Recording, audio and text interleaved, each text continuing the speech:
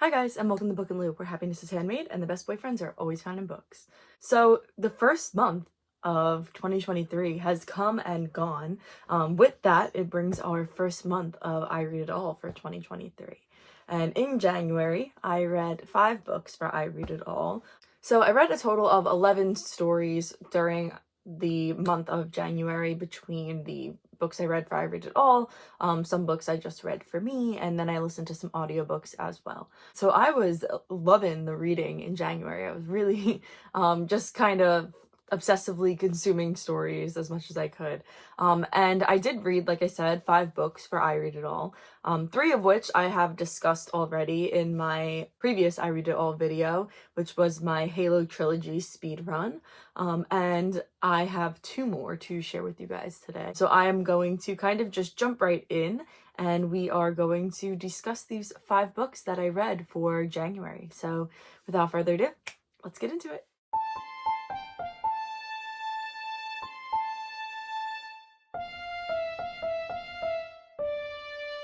So, like I said, I read a total of 5 books for I Read It All in January. The first 3 were all part of the same series, and that was the Halo trilogy by Alexandra Adornetto.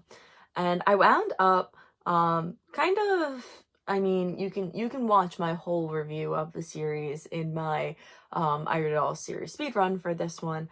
I kind of struggled with getting through Halo by Alexandra Adornetto.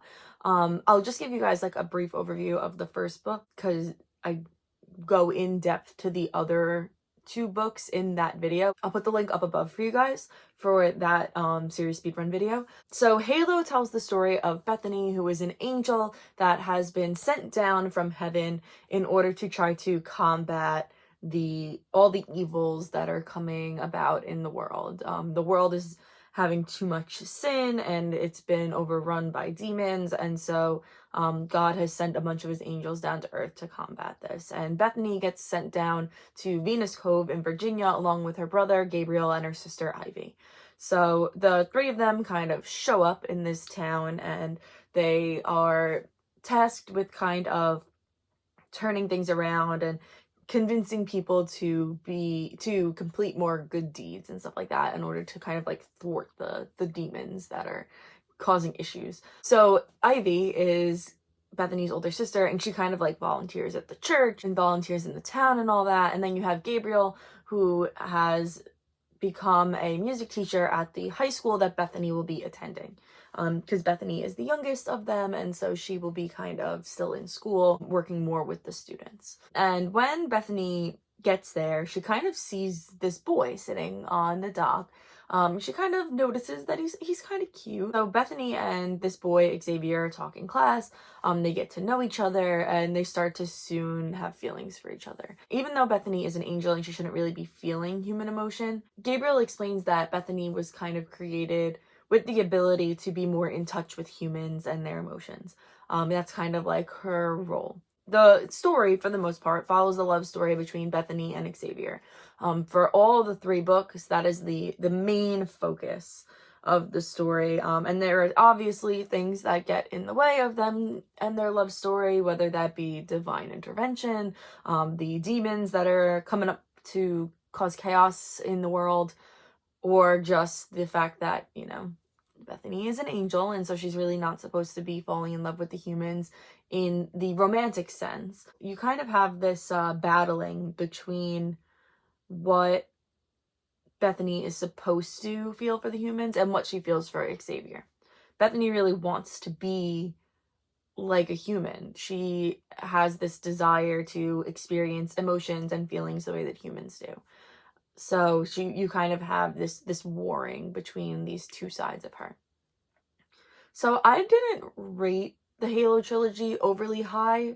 I didn't really vibe overly well with the story. I felt like it was a little too insta-love for me, which I do understand that a lot of times, like teenagers do kind of, I mean, I'm probably guilty of it too when I was younger. You do kind of get caught up in like the whirlwind of a romance and stuff like that. But I thought it was a little too insta-love for a story containing an angel. You're supposed to be the purest of all creatures. For her to go so thoroughly against her actual creation, the reason that she was created, was a little iffy. Like, she fell a little too hard and fast for me for that. So I think that this story is great for a younger reader, a reader who's kind of like maybe just starting to get into fantasy, is still kind of on the younger end, a reader that wants to kind of start getting into romance, wants that kind of like whirlwind kind of thing. So I mentioned it in my series speedrun for this book that the author wrote this series when she was very young. And I think that it partly shows that she was so young, because if you read, which I did, I read Ghost House, which came out after the fact. You can watch my full review of Ghost House in my I Read It All for December of 2022. You can kind of see that her writing improved a lot, and she was like 16 or 17 or 18 when she wrote the Halo trilogy. But when she wrote Ghost House, she was older. She was, I want to say, about 22-ish. And it was a really great story. Like, I really liked Ghost House a lot. Even though I still didn't really love the romance aspect of it, I did enjoy the storytelling aspect of it. I thought that it was a really interesting plot line, and I thought that it really carried throughout the entirety of the book. I feel like, in my opinion, Halo didn't really do these things as much. It really shows in Ghost House how good of a writer she is. So I'm just gonna leave it at that. If you want to get a full review and slight rant, definitely check out my I Read It All series speedrun for that series. So the next book that I read for I Read It All, I did go a little bit out of order because I wound up doing a book discussion with this book with the teens at the library, and that is I Lived on Butterfly Hill by Marjorie Agosín. And this wound up being my favorite book that I read for January. I had selected this book back in October of 2022 to do for my book discussion with the teens, because I don't know why. I don't know if other people agree with this, but I feel like winter reads are historical fiction. Like, I just associate historical fiction with winter. I don't know why. But I do. So I had decided that I wanted to pick a good book that would be appropriate for middle schoolers to do a book discussion with at the library. And so I decided on doing I Lived on Butterfly Hill by Marjorie Agosín. And I loved this book. I've now listened to the audiobook and read the book, and it was amazing both ways. I did enjoy listening to the audiobook because it kind of read the Spanish to you the right way, which I liked. I liked being able to hear the actual Spanish words, because while I took Spanish when I was in middle school, high school, and college, I'm still not well versed enough in Spanish to know every word and the pronunciations. So I did enjoy a lot listening to the audiobook for I Lived on Butterfly Hill. This is a book that I feel everybody should read. I very wholeheartedly believe that. I think that it was a really, really great story, and I think that it tackles a lot of really difficult topics in a way that young readers can approach very easily. The writing is very relatable. It's very easy to read. There's no major details that make you pull back and be like, oh my gosh, like when I talked about reading A Land of Permanent Goodbyes, I talked about the shock factor of it and how there were parts that were gory and it was upsetting to read. I Lived on Butterfly Hill isn't like that. It approaches the horror of the situation in a way that still makes you upset and conveys the horror of the situation, but also does it in a way that it's easily approachable for younger kids who maybe don't want to be faced with every single horror and all the disturbing things that happened. So I Lived on Butterfly Hill tells the story of Celeste, who is a little girl growing up in Valparaiso in Chile during the Pinochet takeover. It kind of very discreetly talks about the actual political implications of what is going on with the takeover, and focuses more on the reaction of Celeste and how it affects her as a child growing up in this time, which I thought was a really interesting take on it. I thought that it was really fascinating and made the story a lot more personal and a lot more real almost, because you're dealing with a person who has these very real reactions, and it was very heartbreaking and a very touching story. So Celeste is 11 years old when she notices that there are warships in the harbor of her city, Valparaiso. She is kind of very confused about why these ships are here. She doesn't fully understand. She keeps asking her parents, and her parents just tell her it's not something she needs to worry about, until all of a sudden there is an announcement that the president of Chile has been killed and a new guy is taking over. They never mention exactly who is taking over Chile, even though it is during the time of the Pinochet takeover. You have a kind of interesting dynamic where Celeste's parents are doctors, and they're not only just like a regular everyday doctor, they also go in and provide a lot of services to the lower class and poorer communities in Valparaiso and the surrounding communities.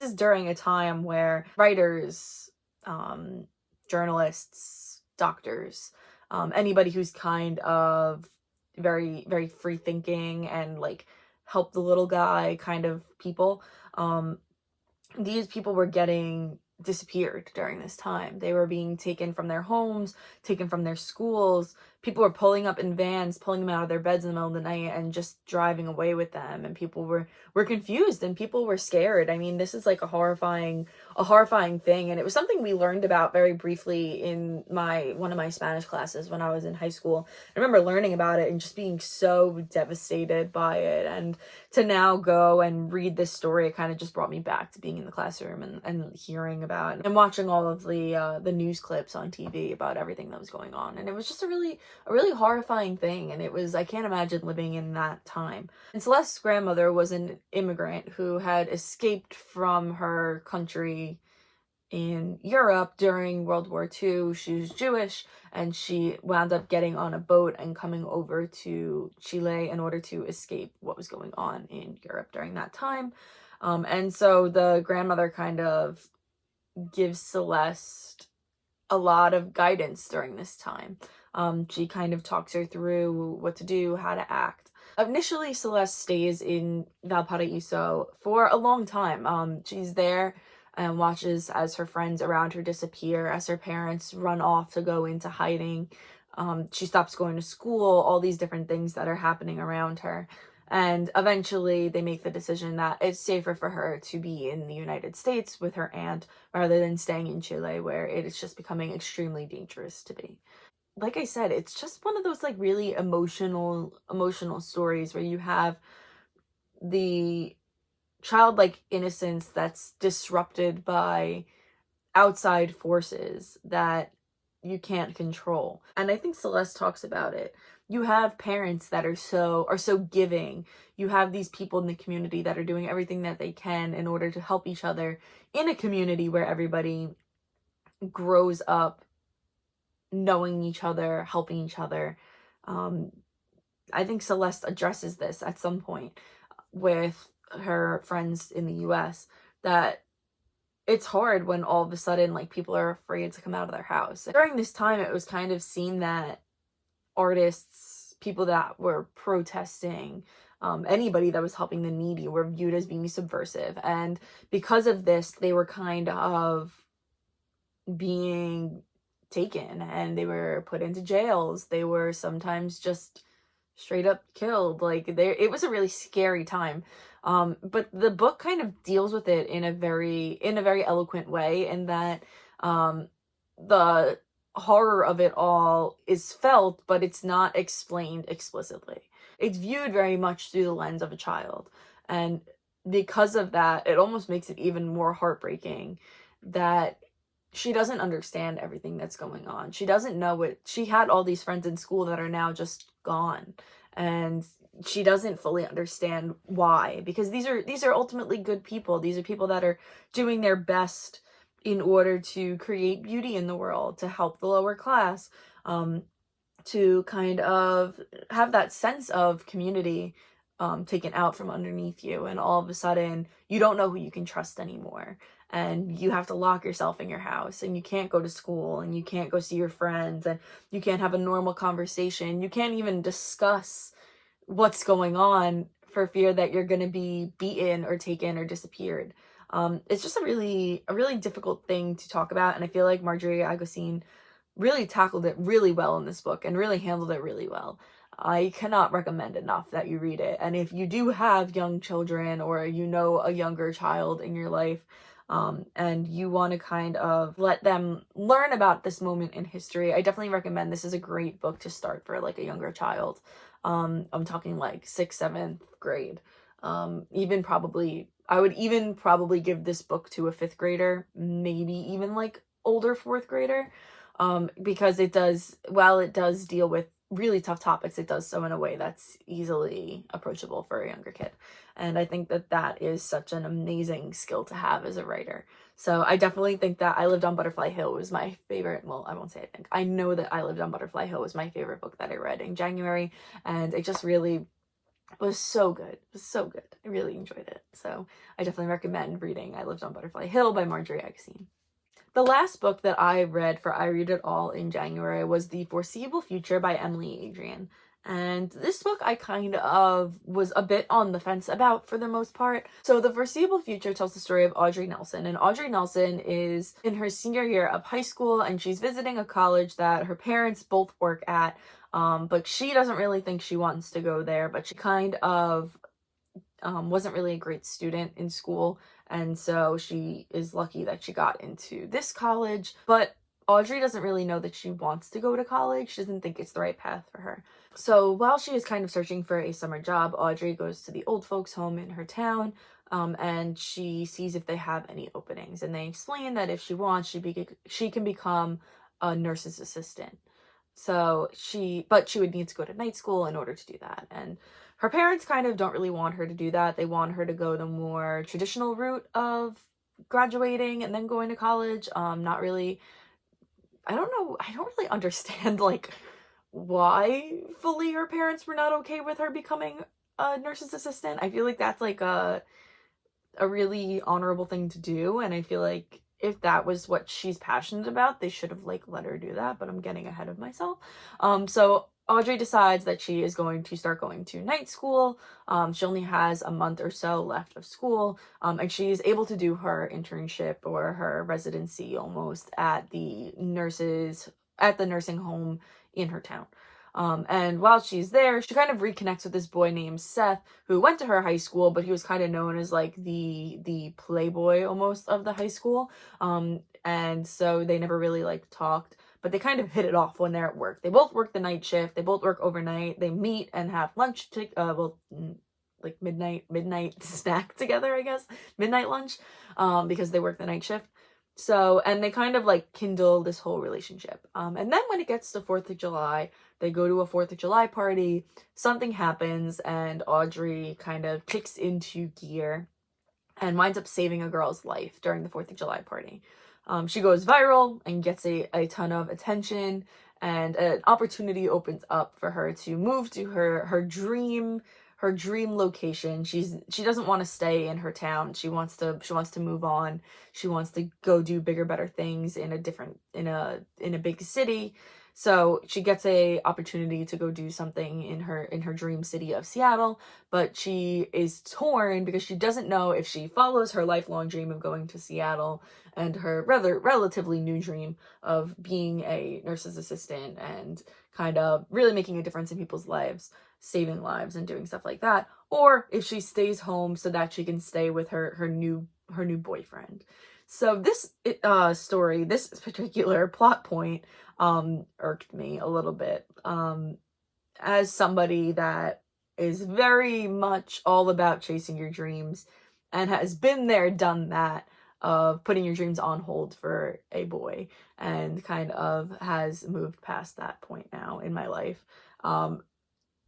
I understand where she's coming from, but it hurt me so much to read it. I literally was like, no, like, why are you not gonna go and do what you want to do with your life? If that's your dream, go chase your dream. Like, if he was really the one, he would wait for you, he would support you, he would say, let's go do it together. He would be there. He wouldn't be trying to hold you back. And I had some issues with Seth as a character. I felt like he was very judgy of Audrey and her decisions. I feel like he was not overly supportive. He was weirdly clingy to his ex. I did not that weirdly clingy, but like, I mean, like, she did almost die, but at the same time, like, he was also like very much judging Audrey for something that honestly she really had no control over, and kind of siding with his ex without really realizing that like what his ex wanted wasn't exactly like what he wanted. Like, he was just going based off of like his own morality, and like, I don't know, I just felt like he like irked me a little bit. I didn't really like love him as a character.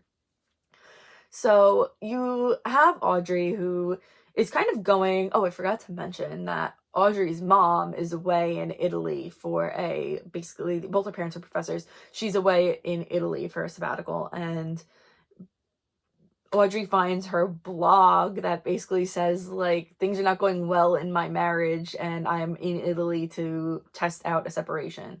And Audrey doesn't tell anybody.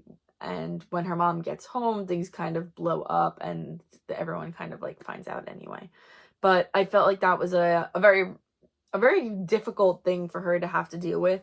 On top of her parents always having such high expectations for her parents to not really be meeting her expectations and kind of say, like, I know that our life is falling apart, but you still have to do everything that we tell you. Like, we set out a path for you, you still have to follow it, even though everything that we're doing is not working out. Like, I just felt like, I don't know, like, they should have been more supportive as parents. And I get that a lot of parents aren't like that. I'm very lucky in that regard that my parents are very supportive of everything that I want to do.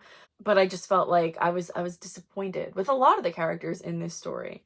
I just felt like no one really wanted to be understanding, and no one wanted to let Audrey have dreams, and nobody wanted to let her follow her own path and make her own path and find happiness. And I just, like, I don't know, it made me sad. I definitely, like, spent majority of the book rooting for Audrey. I mainly did not want her to be with Seth because I didn't think that he was a good match for her. I felt like she was very ambitious, and she had so many things she wanted to do with her life.